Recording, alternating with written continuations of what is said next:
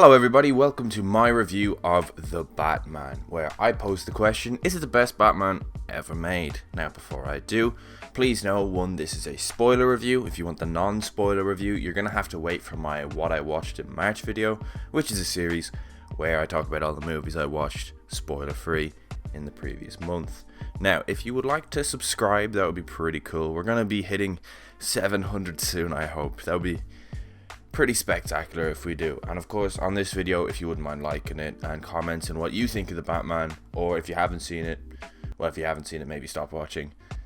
But if you have seen it, let me know what you think in the comments. Right, The Batman. This is the best looking Batman movie ever made. Live action at least, it is the best looking. The cinematography is beautiful, the shots are beautiful. There are so many already iconic shots in this movie. It just looks so amazing. It's the best looking Batman movie by a mile. Is this my favorite interpretation of Gotham? No, but it could be, because they are going to have sequels, we know that. And this could easily become my favorite interpretation of Gotham. Personally, my favorite version of Gotham is still Tim Burton's Gotham. But this is a very good depiction of Gotham as a city, with the gang life. You've got Carmine Falcone, and you've got the Penguin, who's currently on the rise. And then obviously we hear about Salvatore Maroni. We don't see him in the movie, but we do hear about him. And obviously it's just this seedy underbelly of the city where all these corrupt cops and government officials and, you know, people who shouldn't be corrupt are all hanging out with the mobsters. So yeah, it kind of paints Gotham exactly what Gotham should be painted like, if you're going for a really realistic take, which is what this is. This is a ultra realistic, gritty, grounded, visceral take on the Batman. It's very much leaning more towards the movie Seven than it would be towards any Batman movie. Batman is very much a detective in this movie. Him and Commissioner Gordon are really good. Commissioner Gordon, Jeffery Wright, does exactly what I'd want from a Commissioner Gordon. Right, the cast, we'll just get into all of them now. Catwoman, Zoe Kravitz, excellent, fantastic. I'm not sure, I don't want to call anyone my favorite iteration of their character yet. I'm seeing it another time soon, and after that I think I'll come to my conclusion. But Zoe Kravitz is an exceptional Catwoman. Penguin, Colin Farrell, amazing. Alfred, he's not in it that much because we don't get a lot of Bruce Wayne, so we don't get a lot of Alfred. But when we do get Bruce Wayne, Robert Pattinson portrays him as this kind of fragile, kind of broken young adult, and Alfred is kind of there to pick up the pieces almost. He's there to try and remind Bruce Wayne, yes, you're part of the Wayne family, so we've got a reputation, but also, you know, take care of yourself, man, because you can't just be out all night coming back into the Batcave with your eyes all bloodshot and you're all battered. Look after yourself. And I think there's a particular scene in a hospital bed where Alfred is fantastic. I think Andy Serkis is really good in that scene. The Riddler. Paul Dano is incredible as the Riddler. He is so fucking good. Now, the way we see the Riddler in this movie, for the most part, is he just like Batman is just kind of in the shadows. When he's in the shadows, it's horrifying. The opening scene to this movie is amazing, with Riddler kind of standing in the background of the mayor's house, and we only see him as the mayor walks past him, completely oblivious to the fact that there's a fucking serial killer in his house. That scene was amazing. The sound design in that scene and the whole movie is amazing. But back to Paul Dano, he is so good in this movie. There's a particular scene in Arkham where Paul Dano he's been caught. The Riddler has been caught, and Batman and Riddler kind of have their first proper face-off. Oh my god, he's so good.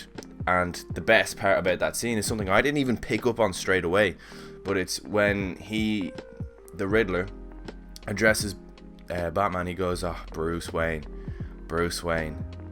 He's the only one we didn't get." Fucking brilliant. That is so good. Oh my god. Now, Robert Pattinson is a amazing Batman. He is a really good Bruce Wayne, but we don't get a lot of Bruce Wayne. He's not Playboy Bruce Wayne yet. He's very much still reeling from the death of his parents, although it was obviously years ago. He's still reeling from it, and the unpicking of the Wayne family legacy in this movie is depicted so well. And then Robert Pattinson, his performance as Bruce Wayne, you know, kind of coming to terms with all this, is really good in my opinion. And him as Batman is brilliant. The action is amazing. The action in Batman's first fight scene is so good.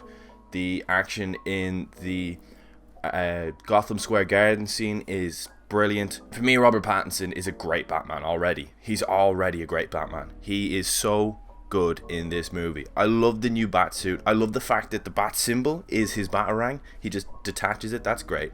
I love the scene where the Batmobile comes into the movie is an amazing scene. They introduced the Batmobile so well in this movie. Matt Reeves, you are fucking class. The message behind this movie is brilliant. I love it. He goes from this vigilante looking for vengeance to a literal beacon of hope in the Gotham Square Garden scene. He's a literal beacon of hope, guiding everyone. He's almost like a shepherd for Gotham, just making sure everyone's okay, instead of trying to strike fear into people, because Batman's almost like a horror movie monster to these criminals. Once that bat signal is in the air, every criminal in Gotham's instantly looking over their shoulders into the shadows like, oh fuck, am I the one he's going to come after? And he's changed it. Instead of now inspiring fear, he's trying to inspire hope by the end of the movie. That's a great message. That's so good. That was so well done as well. Again, Matt Reeves, fucking bravo. So good. Right, well, unfortunately, at the end of the day, I've had to come back and reshoot the end of that video. That's not ideal. So I'm just going to kind of run through a few things I haven't already mentioned that I really enjoyed, or that I found particularly interesting about the Batman movie. I really enjoyed the idea that because he's only 2 years in, Batman doesn't get everything right. He makes some mistakes. Some of his gadgets are a bit faulty, especially the parachute that like shoots out and he just hits the bridge and just falls flat on his face. Like, he's still kind of learning as he goes. So the idea that he was just kind of, he's not invincible, as some other Batmen are definitely portrayed as almost invincible, almost to like a late Die Hard John McClane level of invincible. No, this is very much a Batman who, he gets hit by goons. He makes mistakes when he's trying to solve riddles. He's a bit brash. He says things he doesn't always mean. And as I said, you know, not all of his gadgets are foolproof just yet. He's almost kind of scared to test some of them out because he's only just learning them. Another thing I really like is the fact that he has eye makeup. Let's be real. Every Batman has had eye makeup, and yet this Batman is the first one where we see him with the eye makeup when he's not wearing the mask. Like literally Michael Keaton in Batman Forever. No, Batman Returns. In Batman Returns, takes his mask off and all of a sudden it disappears. I'm glad that they have addressed this. I personally am a huge fan that they've addressed that Batman literally has eye makeup. Like, it's fine.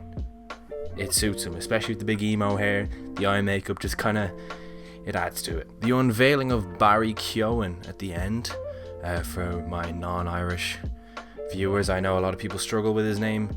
Barry Keoghan. Barry Keoghan's unveiling at the end of the movie is really good. I think he's probably going to be Joker.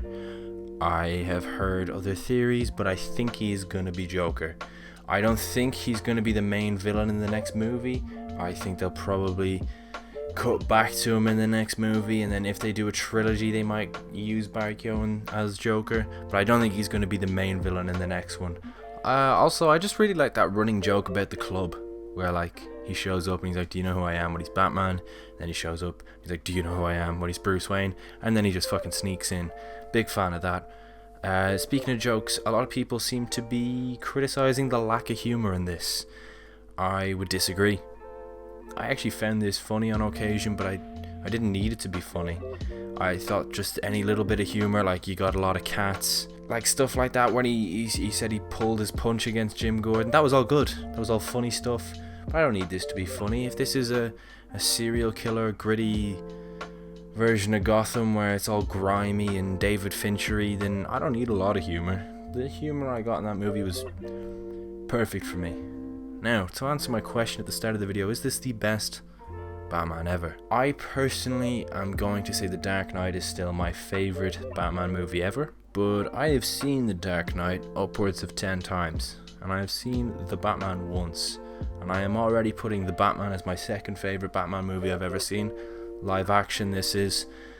So yeah, I'm going to be watching this again probably next week, and who knows, by then I might have changed my opinion. It might have dropped to third, it might go to first. The fact of the matter is I've seen it once and it's already probably my second favourite live action Batman movie already. That's pretty good going.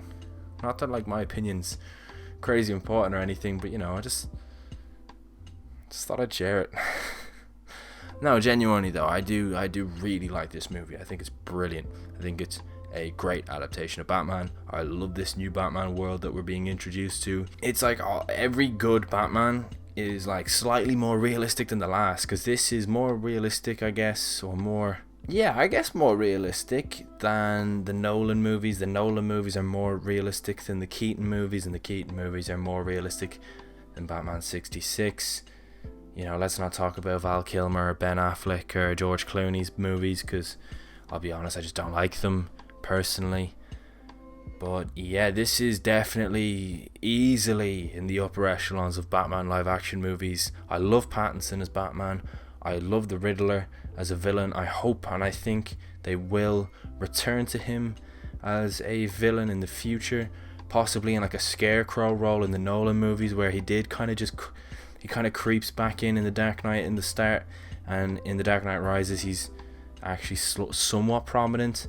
Scarecrow is, and I think that's probably what they might do with the Riddler. I think the Riddler might be a bit part player maybe in the second and third installments. I don't know why I'm assuming there's going to be a trilogy, but I just think there will.